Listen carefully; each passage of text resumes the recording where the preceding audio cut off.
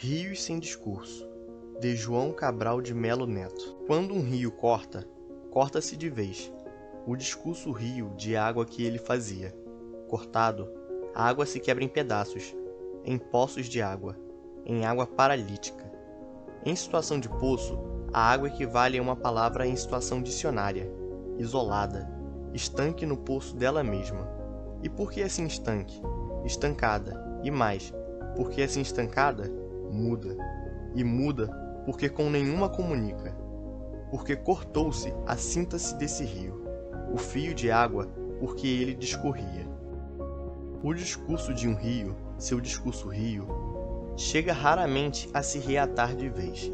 Um rio precisa de muito fio de água para refazer o fio antigo que o fez, salvo a grandiloquência de uma cheia, lhe impondo interina outra linguagem.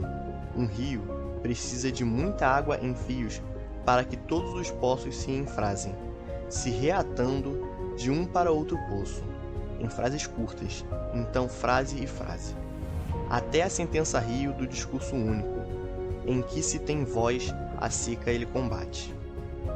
Por ser um escritor modernista, é comum observar em suas obras temas regionais e críticas sociais. No poema Rios sem Discurso, está presente essa temática. Nele, o autor fala sobre problemas envolvendo as secas dos rios, questões frequentes no Nordeste brasileiro, região onde nasceu João Cabral. O poeta utiliza-se de diversas metáforas e pontuações para levar o leitor a imaginar e vivenciar o que ele deseja. Já pelo título, podemos fazer uma relação entre curso, no sentido de fluxo de água, e discurso, utilizado pelo autor, dando um sentido contrário, rios sem cursos, sem água, sem palavras.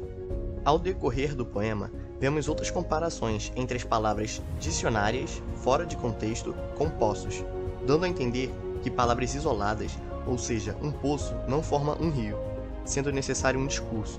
Segundo o autor, uma ênfrase, uma contextualização.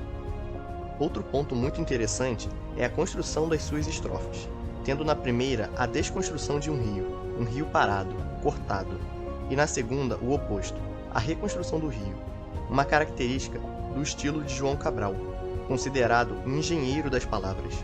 Mais um recurso genial utilizado pelo escritor foi a presença de muitas vírgulas na primeira estrofe, fazendo o leitor ler com muitas paradas, assim como as poucas poças não fazem um rio fluir. Já na segunda estrofe, com a reconstrução do rio, os versos estão mais livres, formando um curso na leitura. Nos últimos versos, o escritor dá a entender que com um discurso único e voz, tanto a seca quanto outros problemas podem ser combatidos, sendo as manifestações e críticas uma forma de combate. Agora vamos falar mais um pouquinho sobre sua escola literária. João Cabral de Melo Neto é um importante autor pernambucano reconhecido na literatura brasileira pelas suas poesias modernistas, recebendo vários prêmios literários, dentre eles o Prêmio Newstart, sendo ele meio que um Nobel americano, e também o Prêmio Camões. Sem contar que no ano de sua morte, em 1999, diziam que ele seria um forte candidato ao Prêmio Nobel de Literatura. João Cabral é considerado um escritor modernista da terceira fase, também conhecida como Geração de 45.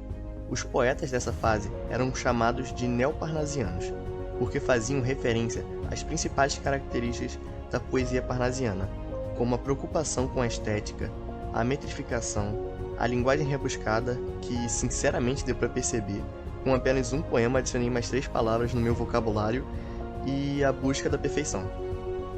Ele era rigoroso com seus poemas, apresentando uma estrutura mais fixa e com versos rimados.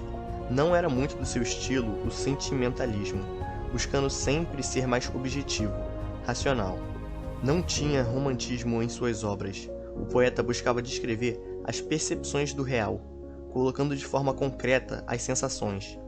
Além disso, o poeta gostava de brincar com as oposições nas suas poesias.